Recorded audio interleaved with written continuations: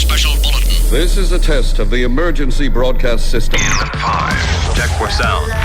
It's showtime. 3. Let's go. 1.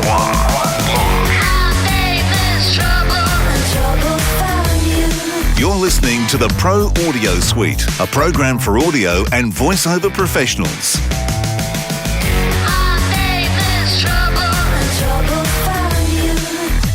Welcome to another Pro Audio Suite, minus Robbo this week. He's taking a well-earned rest. But we do have, in Boulder, Colorado, George Whittam. Hello, everybody. Thanks for joining us. And we have Robert Marshall, who is going to be our target this week from Source Elements and someone in Chicago. Hello. Now, a couple of weeks ago, we did a show with our tech mate, Vin, from Avon, and he was recording using Source Connect Now. Now, the interesting thing was, here's my first question. When he stopped and downloaded that part of the session, his take, it had all the glitches that we were hearing when we were going live. Now, is that supposed to happen, or did he send us the wrong thing? He sent you the wrong thing. If the recording that he made of himself in Chrome, in the recorder in Chrome, that's straight off the microphone. So it couldn't have any of the time compressing and stretching and compressing glitches or the audio, changing of the bit rate. But if there was some glitch that was caused by his actual input microphone or whatever is inputting into his computer, that would indeed be captured by that recorder. Now, he was using the microphone, built-in microphone on his laptop. So I would imagine that any glitch that it captured in the built-in recorder of Source Connect Now on the send side is it's what's being inputted to the computer, but that recorder could not contain internet-caused glitches due to bandwidth. Ah, interesting. Well, there you go. That answered that question. So it was he sent us the wrong file. Second question. This one comes from Paul McCosh. How do I send my DAW audio down the line via Source Connect Now? Nexus is the best solution for that. But one way or the other, you basically want to take the output of your DAW, and this time it will contain both your live microphone or your playback. So within your DAW, you decide what you're playing back, either your live mic or playback, and you will route that to the input of Source Connect Now. You can either do it with two separate audio interfaces. So there's one assigned to your DAW and another one assigned to Source Connect, and literally a patch cord in the real world going out of one interface and into the other is one way to get that output from your workstation and into Source Connect Now. Or like I said, the Source Nexus Basic or, of course, Pro plugin can do that very handily simply by putting the plugin on your DAW. It captures the audio that you want to send out, and then you make that Nexus driver the input on Source Connect Now. And once again, you have your live mic and or your playback going down the line. Beautiful. Here's a bit of a general question, and unfortunately I've lost the name of the person who sent it through. But the question is, it's a general question about connectivity. It says, it would be great to know how Source Connect stacks up to the rest of the options available. For example, IPDTL, Session Link Pro, and Source Connect Now. Also, noting the key differences between Source Connect and Source Connect Now would be fab too. I can answer the first part. Sure. Yeah. So, as a consultant for voice actors, I've dealt with every system, I think every system that's viable right now, that all the ones that are being used. And so Source Connect Now compares favorably with any of the other tools out there that use a similar back-end system using Google Chrome. Robert knows more about the ins and outs, the nuts and bolts, but it's going to compare favorably. It's going to be able to achieve the same kind of latencies, probably the same kind of audio quality. Source Connect Now being free kind of sets it apart among the other solutions that are out there. But it's going to sound very, very similar. Then you've got, all these other tools, Session Link, IPDTL, or IPDTL, using similar Chrome-based tools that allow the audio to be streamed over Chrome, over the web browser. They are going to generally achieve similar results because they're using the same, I believe, Opus codec. Is that right, Robert? Opus? Is that what it is? Opus, yep. And then you've got all the other tools that have been around, a bit longer that don't run on a web browser that are using other codecs such as MPEG Layer 2, AAC, aptX, all of these other audio codecs. And you're basically looking at tools that are using the same compression algorithms and just have different servers or different backends to handle the job of sending audio from A to B. So if you're on one system using AAC 128 mono and you're on another system using AAC 128 mono, both on the internet, you're going to get very, very, very similar or identical results. So it's kind of easier. It's a little easier to compare apples to apples that way if you're only always using the same codec settings. So they're going to compare very, very favorably. Some sometimes achieve lower latencies than others, but a lot of that has to do with the settings that are set in the software, using things like buffer settings, the quality of the network. There's also hardware systems from Telos, like the Telos Zip. There's the Comrex Access and the Comrex Brick. And they're just all different boxes that are all doing the same thing, in essence, crunching your audio down into a smaller stream and then sending it out over the web, or over the internet, I should really say. And they do it sometimes in slightly different ways, but they all achieve the same basic end result. That's one part of the question, hopefully somewhat answered.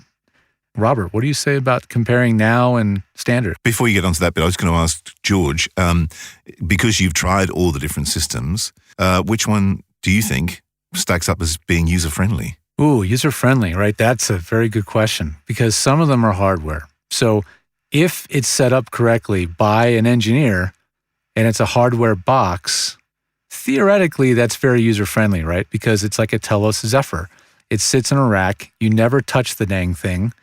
It just beeps, and then you're on a connection. You hang up, and when you're done, you're done.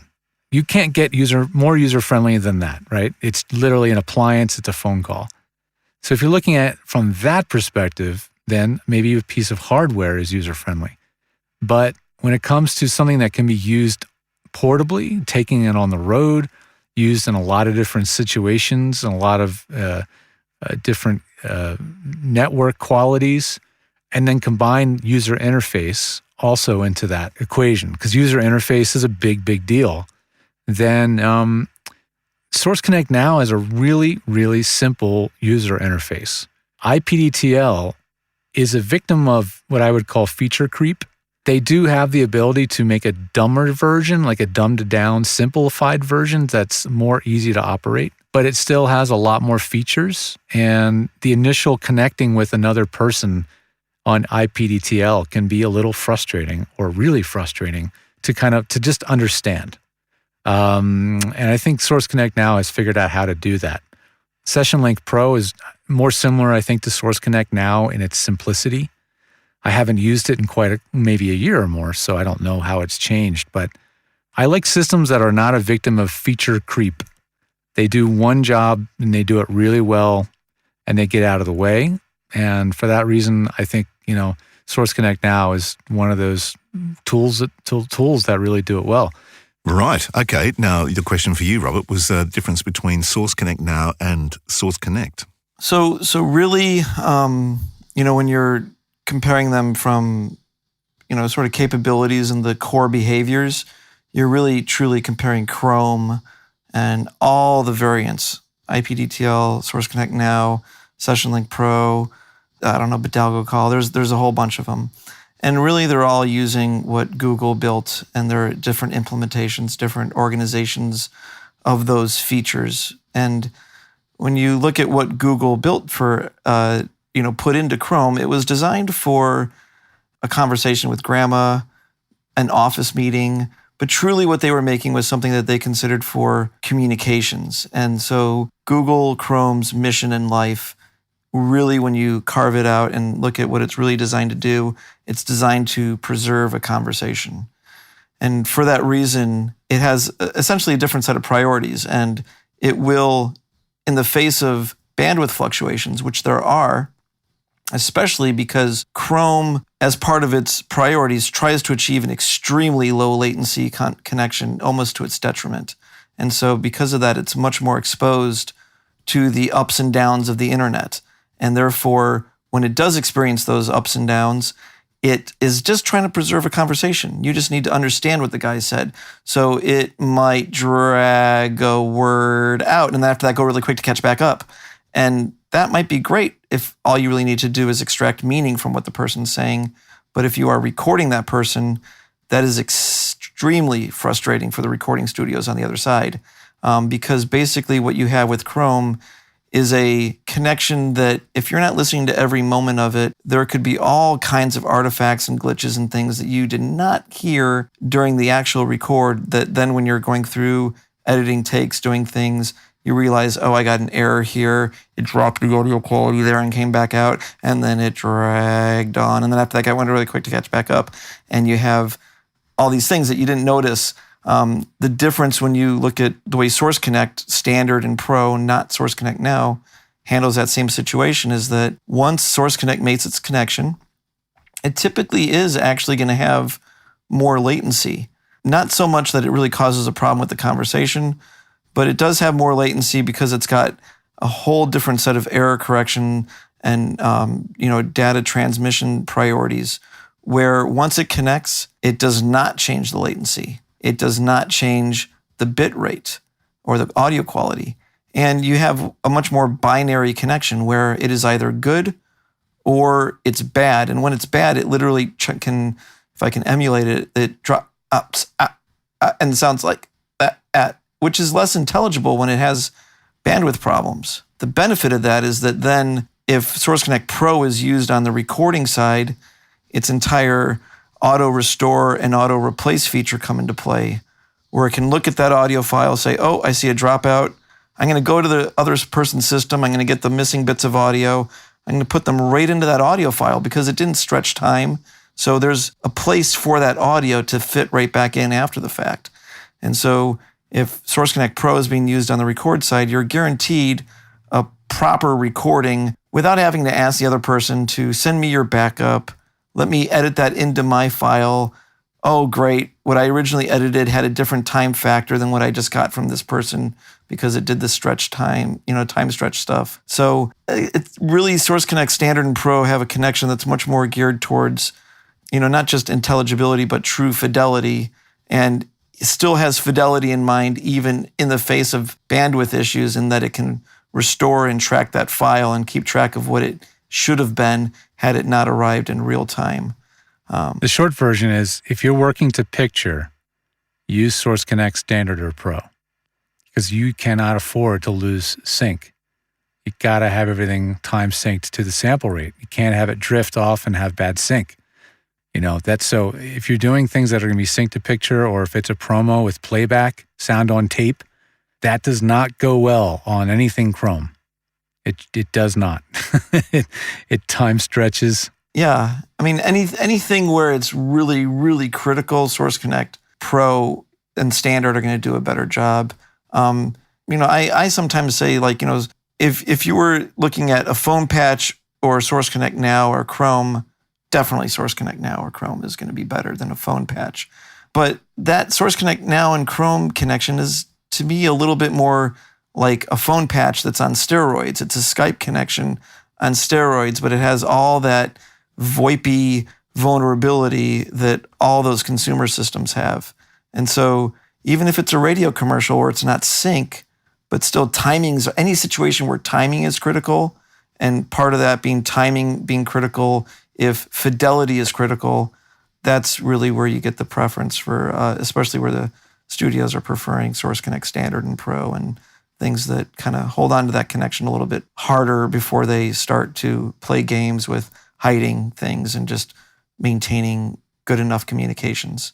So each tool has its sort of place within the workflow. And where Chrome is wonderful is if you're not connecting to another studio, but you're connecting to someone who maybe is just needing to listen in high definition, or in run and gun situations where you need to conduct interviews and there's less ability to control what the other person has, then just throwing them a connection that relies on Chrome, and Chrome is like, hey, I'll just download it, or I probably already have it.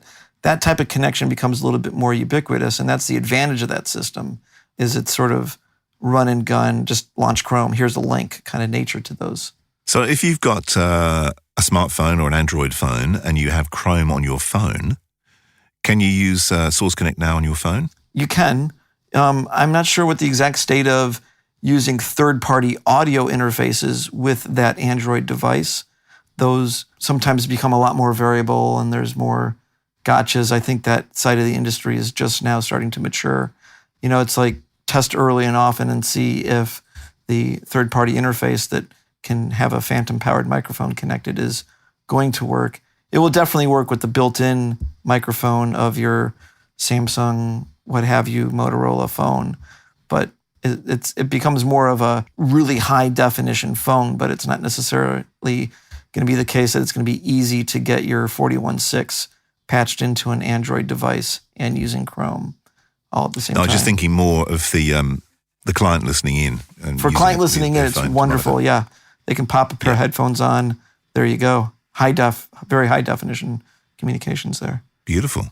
George, what were you going to say? Oh, I was going to say, I would think if you have an interface that works on your Android device for recording in other softwares, like WavePad for Android and some of the others out there, then there's a very good chance it'll work with Source Connect now on Chrome. Not a guarantee, but a very, very good chance. So if you do want to dabble with it, try recording something in an Android recording app. And if it hears your interface or your USB mic, probably will work, I would say. Seems like a safe bet. Beautiful. Okay, I got another question here. This is from another Paul Shanahan from Final Sound in Melbourne. His question is, are there facilities running multiple Source Connect sessions at once, and how does that work? It happens all the time. So typically the version of Source Connect that's designed to run in what we call a multi-room environment is Source Connect Pro. We have a feature called Multi-Connect, which was originally designed to let the same user on one computer launch multiple copies of Source Connect and sort of have a self-defined conference where they literally decide each user who's connected what they hear and don't hear. You're sort of the central hub of communications in a conference call, and you can therefore record everyone separately, decide what everyone hears. And the multi-connect feature mainly gave you extra logins that were all underneath the same account. So you didn't have to manage the contacts list of 3 separate accounts. You just had to do one, and what happens to one account happens to all the what's called the sub-accounts. But those sub-accounts can be used to log into, if you have 2 licenses of Source Connect, say Studio A and Studio B. Let's say that the name of the place was Studio. So user 1 would be Studio *A, and then the other studio or the other control room, they would log in with their second license of Source Connect and do Studio *B. Usually, Source Connect Pro lets you have flexible port configurations. So each studio would have a different set of ports forwarded from their firewall in to that specific computer in those 2 different studios. And then the last thing is just to make sure that you don't have significant bandwidth conflicts. So a lot of these places that are running with big corporate networks have plenty of bandwidth, but they also maybe have 100 people using that same internet connection. So it'd be a good idea to implement what's called QoS, big Q, little o, big S, or stands for quality of service. And it's a set of features that are built into the router that are basically designed to figure out who has priority on certainly the upload bandwidth, and as much as the router can influence it, the download bandwidth. You're trying to influence it because you really can't tell other people outside your network on the general internet not to send you data. So if your router receives data, it has to respond to it. And the way it tries to slow people down from sending it data is it responds to them slower. So hopefully they send the next packet slower. That doesn't work with all types of services. And so it's sort of like trying to control the economy by changing the interest rate. It's like pushing on a string, and maybe you get it to move a little bit, but that doesn't mean you're really going to control your download bandwidth. Therefore, we've seen some of these really big operations where they've got so many people and maybe they're doing big FTP downloads and who knows what else, huge picture files, and they're sucking up all their bandwidth maybe for these other services, where they actually find that it's easier to, say, have a small dedicated cable internet connection or even DSL that's only used for Source Connect, that's free of all the other whatever's going on with uploads and downloads and who knows, people watching Netflix. And that can often be a quicker, easier way to manage bandwidth than trying to control it programmatically with QoS rules within the router. But certainly it is capable and very common for studios to have a lot of Source Connect connections. There's, TV conglomerates that have multiple copies running at the same time. So if I was to say, for instance, here's an example. So there's a studio and they have one talent. So it's a two-header voiceover session. So they've got one talent actually in their booth at the studio, and then the other talent is working remotely, but they're working together in the session, the two voice talent. How do you deal with the latency with that situation? So I've done sessions where even a little bit more complex. I'm in Chicago, I've got a talent in LA, and I've got a talent in New York, and they're both interacting with each other. And the first thing to recognize is that whenever you have more than two locations involved, it's not going to be down to musical timing. There will be latency. You can get the latency down so it works well for what I would call comedic timing. And especially if the actors are good, they're going to feel it out even if there is an extra pause, because invariably with any long distance connection, there's latency involved. So it feels the same as a conference call when you have a multi-connect going on. If you have two talent who are both remote or one local talent and one remote talent, you're able to route everything so you're recording everybody separately. The script will feel maybe a little bit delayed because there is latency. No matter what communication system you use, there's always long-distance latency. But then because you recorded everyone separately, you can kind of jump in there and pull the ear out of it and maybe put it closer together the way the talent might have intended that interaction to be. But generally, it's going to work pretty well, just like a conference call, essentially. Here's another question for you. This one, once again, I haven't got the name of the person, but it says, can you please ask Robert to go over the different ISDN options offered by Source Connect? I believe they have one called VISDN and another bridging option with dedicated SPIDS. Sure thing. So there's ISDN connectivity from the various providers, at least here in the United States. The main providers are AT&T, Verizon, CenturyLink, and Frontier. Those are probably the only companies we're going to run into. And each one is doing its best to no longer deliver service, and they're kind of making it painful, or they're obstructing delivering new services in various ways. So what VISDN is a extension of an ISDN line. We're extending it to you, but instead of using copper from the local telephone company, we're delivering it to you over internet as the last mile. So you connect to our data center using an internet connection, and therefore there's your ISDN line to use.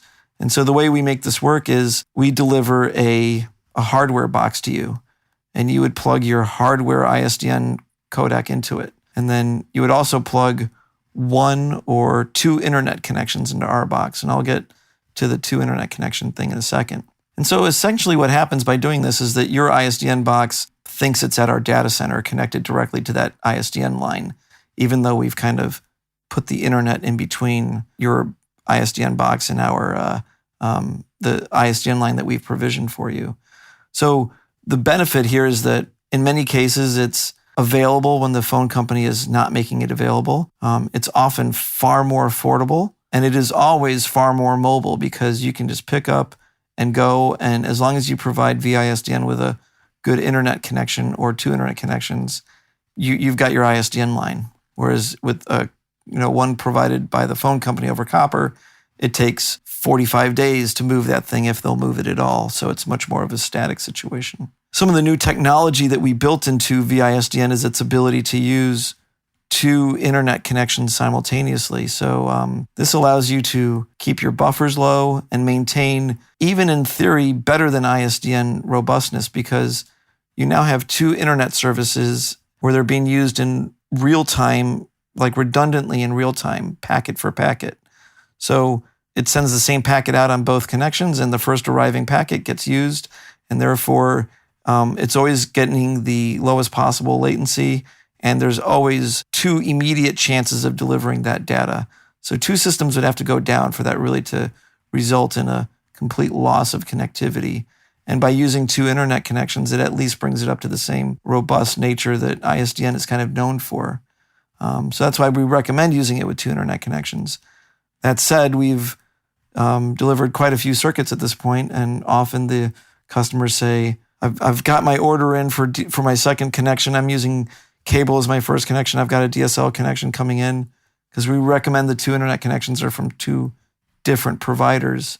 And often by the time they realize that the single internet connection just works great for their own purposes, and they cancel or don't bother ordering a second internet line. And that approach works well, especially if you're in complete control over your single internet line, where you know you're not going to be having someone use Netflix and YouTube or whatever at the same time, sort of eating into your upload or download. You can very much get away with a single good broadband connection with VISDN. We'd of course like to see everyone use it with the dual internet to its fullest capabilities, but extremely functional with 1 internet connection. And even obviously more with 2. So that's what VISDN is. Essentially a true ISDN line extended to you using internet as the last mile. The bridging option essentially is a bridge like any other system. So bridges use 2 different systems and sort of patched into each other. Traditionally, the user will be on some sort of IP connectivity, either Source Connect or Source Connect Now. And then instead of connecting to their customer on Source Connect Now or Source Connect, they will connect to our bridge facility. And then the bridge has the ISDN, literally a ISDN codec there, and obviously an ISDN line. And that copy that they're logged into of Source Connect or Source Connect Now is hard patched straight to in our case, Telos codec, and off they go. They're now on the ISDN network. Their audio is now transmitted to that codec and off to the other connected person on ISDN. And the audio that they're receiving from ISDN is then, outputted into Source Connect, and they hear it either on Source Connect Now or Source Connect Standard, or whatever they're using. So the downside of bridging, any bridge that's used, is that you're basically cascading these codecs together. You're encoding and decoding multiple times. So that's not great for the audio quality, but generally it's okay, especially for broadcast and commercial work. And the other disadvantage is that you're putting these systems in series with each other. So you get the added latency of both of them combined. So it invariably adds to the latency of the overall connection. The benefit of a bridge is that if you're not a frequent ISDN user, it's certainly the most affordable way to get into the ISDN network. That's probably the most attractive thing about bridging, I guess. What we have with our new bridge, instead of manually running it, which sometimes has its advantages where you have someone there who knows about ISDN, who can push buttons, make sure the connections are working and whatnot, everything is proper.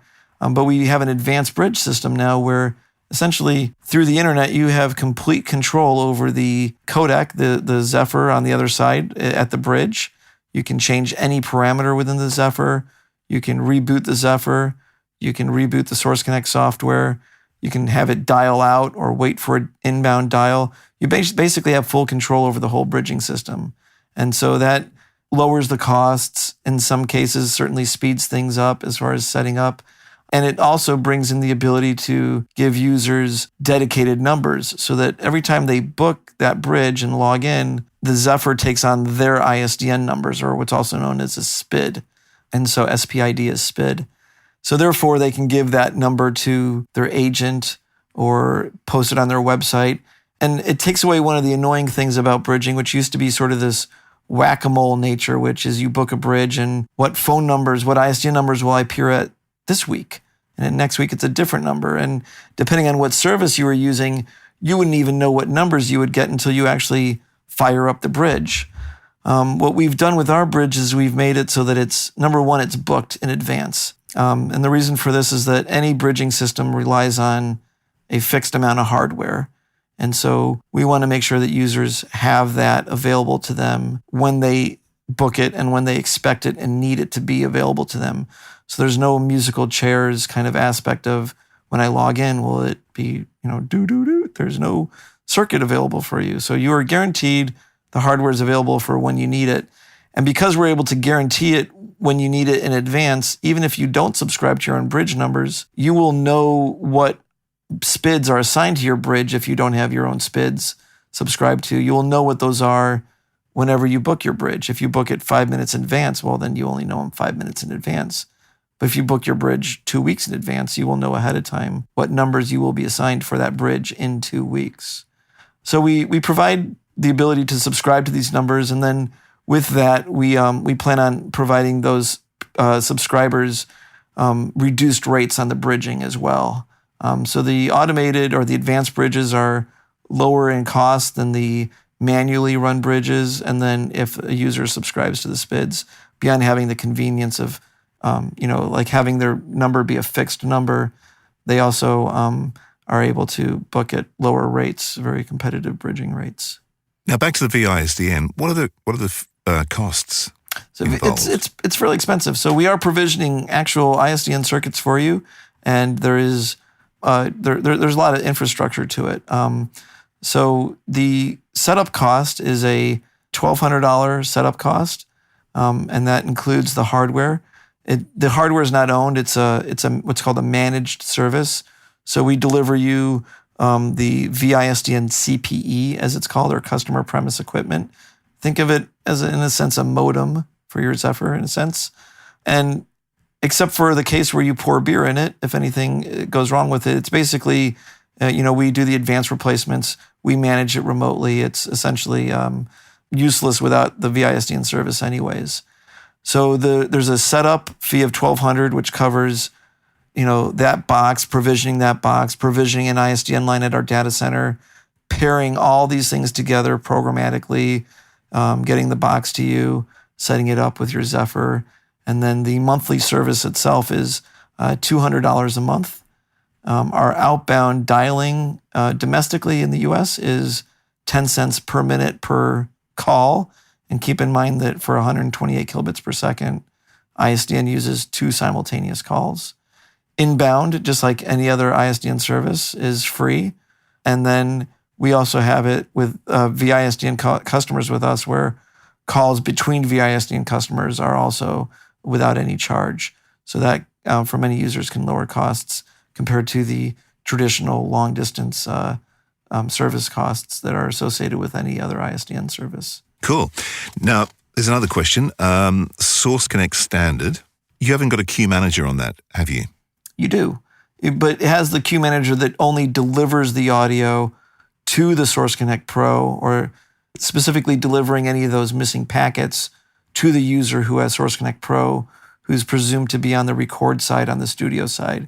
So Source Connect Standard has the sort of delivery side of the queue manager, but doesn't have the actioning side where it can't repair the files. It can just deliver the data to a pro user who does the repairs. If you have Source Connect Pro on both sides, that's where the auto replace feature comes into play, but typically not needed for broadcast or commercial work. But certainly Source Connect Standard includes the queue system.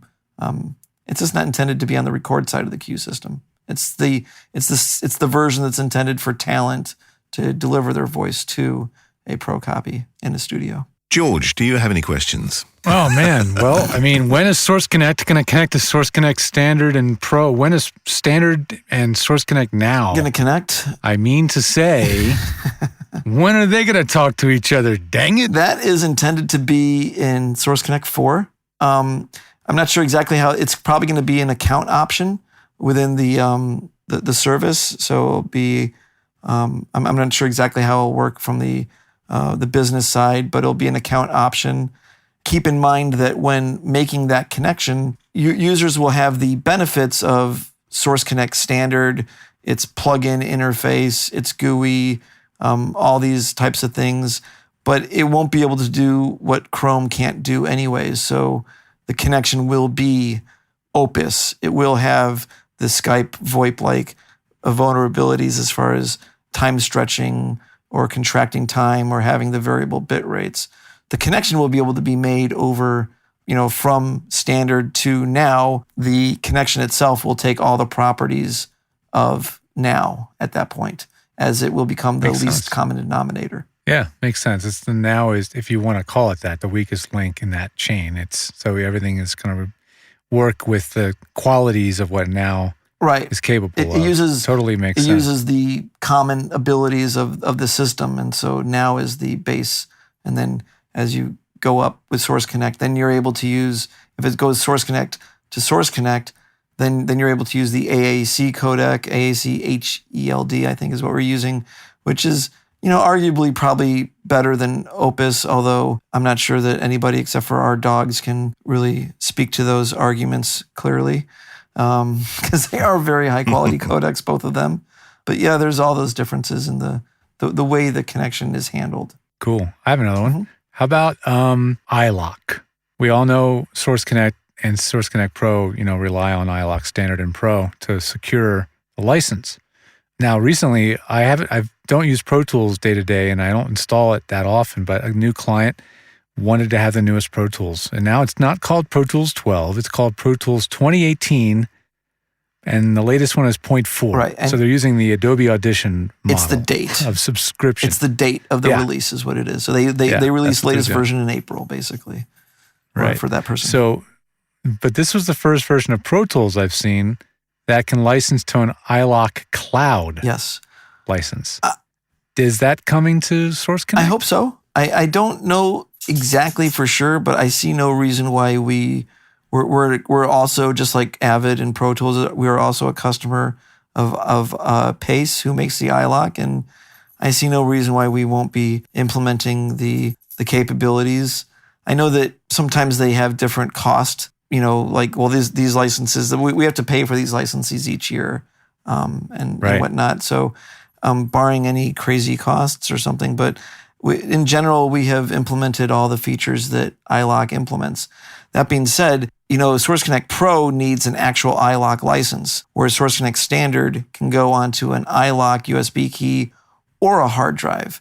And there's various reasons for that. The basic reason is that putting that key on the iLock itself removes a certain number of vulnerabilities. Number one, the whole ambiguity of a hard drive crashing and taking the key down with it, and then, well, where did that key go? And That's what people need to understand. Like those of you that are iLock neophytes, when you have a license on a physical iLock key, then that's where the license lives, exists. It's not a parallel universe where it's also sitting on a computer and it's also sitting in your account. It's on the key. If you're not using an iLock key, the actual USB thumb drive thing, and it's only on the computer, if the computer crashes and the license is lost, it is though you might as well have just taken your iLock and threw it in the garbage disposal. You've thrown away your key. So people need to keep that in mind. They may like the idea that they don't have to have the iLock key. And it's not that you completely lose your key, but it creates a number of troubles. Like number one, if your computer takes a dive and it takes your key with you, well, you can't walk 2 seconds later over to the next computer, plug your key in, and just use it. So your downtime is extended by putting that key on the computer if the computer goes down. It creates a number of account issues when trying to recover or figure out how to deal with these types of lost keys. And so in general, that's why Source Connect Pro says, no, you must use an actual iLock USB key for Source Connect Pro, because... Do you know how that works with cloud, though? Have you had much experience? So like if you have a cloud key and your computer crashes, is the key still in the cloud? I Can you believe just the walk to key another is still machine? in the cloud, and I'm sure it's probably the most vulnerable place to put your key is actually on your laptop or your hard drive. The next most vulnerable thing to do is to have your key on your iLock device and physically lose it. Because as long as you have that iLock device, even if it breaks, you can always send it back to them and they will restore the keys that are on it. But the really gray areas come with lost and stolen iLock keys. There are ways to deal with that, but it's usually, to some degree, it boils down to a leap of faith of the vendor saying, we believe you lost your key. Here's a whole nother one. And so, we encourage users to insure their keys. iLock has a zero downtime with theft and loss recovery program. And there's ways to secure these things. But the important thing to note when you have an iLock key is that you're less likely to lose it except for your own negligence at that point. And we understand things happen. People have sent over keys to iLock that got driven over by their car. Thing was destroyed, but they're able to verify its existence, and those licenses are provided back to the customer immediately.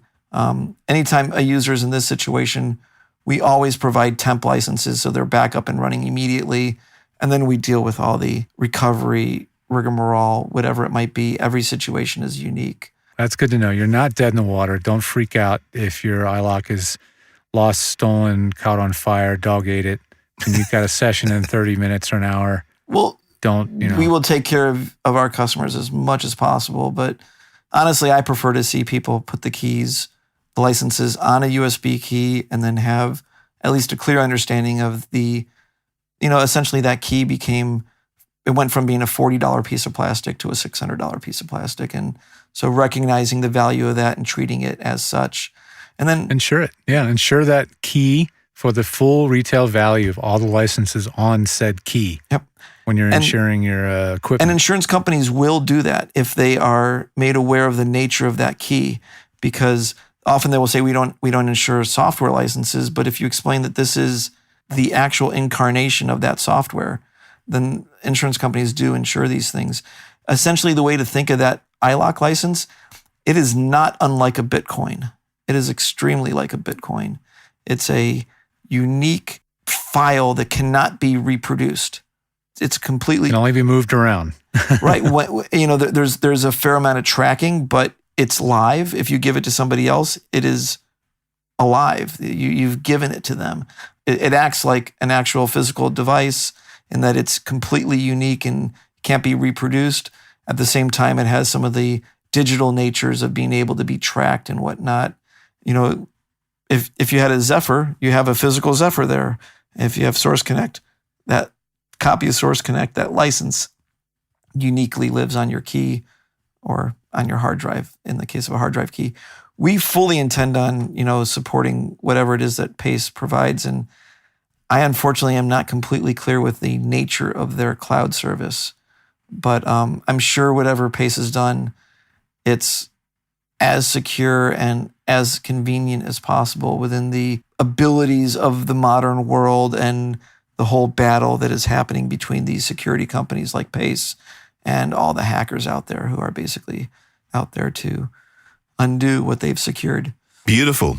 Well, I'm actually out of questions. So we didn't get as much response as I thought with people sending questions in. Obviously, they're satisfied. Oh, yeah. No, I think it's because we've put out so much PR over the years. Yeah. Information and videos and on and on. I think that might be why. That's why the questions, I think, were so specific. Like, they weren't like, wait a minute, what is Source Connect? Yeah. Oh, yeah, Like, absolutely. do I need internet? These questions right. Do I were a need little Pro bit Tools? more. That was one that came up a long time ago a lot. Yeah. So there are these questions, from people that I have a question for you, have done George. some research. Like the hardware boxes, to some degree, I agree, are, if you have them set in a very particular way, then they are very easy to use. But I would actually think that to a lot of people, a Zephyr and all of its menu options and the way some hardware works, even some of the hardware that's more presented like a web page and has somewhat of a graphical, user interface. But I would imagine that some of that hardware is actually more daunting to some of the users. You're looking at little LCD screens with abbreviated information, and it's not as software and point and click as maybe Source Connect is. Yeah. Think of it this way. Like, would you buy an iPad for your grandma and then say, have fun setting it up? Or would you buy the iPad for your grandma, create their account, show them how to use email, and get it all totally set for them, so all I have to do is turn it on and use it? Right. And that's, I kind of think of as a end user sometime as your grandma. Right, but you can do that with you can do that with a Zephyr. You can do that with a hardware box. You can also set up a computer. I guess the thing that's true though is that once you set a Zephyr up, someone would very deliberately have to go in there and change the settings. Whereas with a computer and software, there's more ample opportunity to make it change in some way, because the audio is not, the audio is another third-party addition to the system. It's not an XLR jack on the back of it. So there are more sort of places where things can change. And I had one other question, actually, because I found your responses really enlightening, actually. In terms of Source Connect Now and its simplicity compared to Source Connect Standard and its simplicity, if you remove the port nature of Source Connect Standard and you say it's going to rely completely on source stream, which is probably something that we should kind of cover here a little bit.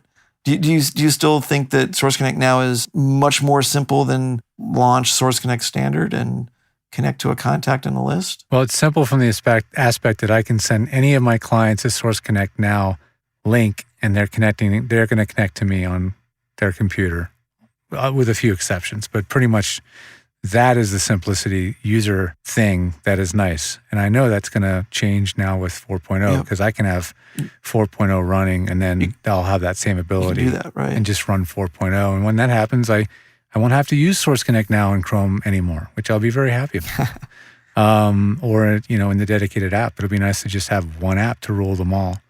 So Standard right now is very stripped down, but has just the right amount of features. It's very nice. And it's actually very user-friendly. I don't think you could make it much more user-friendly, really. That's the reason why Now, to me, is better for some circumstances, but Standard is a really slick isn't really a good word. It's a clean interface. Yeah, it's hopefully pretty darn easy to get around. Yeah, hopefully it has just the stuff that's necessary to be flexible, but not to be too confusing is our idea with it, as much as possible. But talking about ISDN and Source Connect, my ISDN box, when I got that, took me ages to work out what the hell I was supposed to do with it. And I must admit, because I use it so infrequently, I have to sit there and think about what I'm doing when I do use it. I don't find it that intuitive. With Source Connect, I find that dead easy. The only thing that I got stuck with, which Robert is aware of because I think I bugged you a few times, was setting up a static IP. That was the only issue I've had. The port forwarding, right? That's the only issue I've had. But everything else is perfect. Right on. All right, as we got to the end of our Source Connect special, I obviously have one last question, which is for Robert to wind up the show. And this one was seen on LinkedIn. It was about a week or so ago, and it came from Marco Koskia. I would appreciate some feedback from those who use Source Connect for remote sessions, ADR, etc. I see there are several versions of Source Connect, Standard Pro and Pro X. Is the standard version with 192 stereo sufficient for most voiceover work? I see the standard version is available as a purchase or subscription. The Pro version supports up to 384 kilobits per second in stereo, but is not available as a subscription. What is your input? Over to you, Robert. What do you reckon? So the standard version is pretty much all that is needed by a voiceover talent doing anything that's sort of in the broadcast domain, radio, TV, certainly internet, industrial spots. It is 192 stereo. It's in mono, it is actually 96 kilobits per second. So if we compare that to what ISDN does at 128 kilobits per second with MPEG-2, the reality is Source Connect uses a much newer codec, essentially MPEG-4 or AAC. And so what it does with 96 kilobits per second exceeds the sonic quality of ISDN at 128, or at least the typical ISDN connection. From that perspective, it's certainly good enough. It's kind of purpose-built for what a voiceover talent needs. When it comes to doing ADR sessions, if you're on the talent side of the connection, you may want to have the Pro version because it has more advanced RTS or remote transport sync features, so that if you're connecting with another studio, locking to picture, you're able to push them to sync with you. That's something that the Pro version is capable of. So that would be recommended. But there's not too many reasons why a talent would really need Pro. For the most part, voice talent would need Standard. It's true, Source Connect Standard is available as a subscription for $35 a month.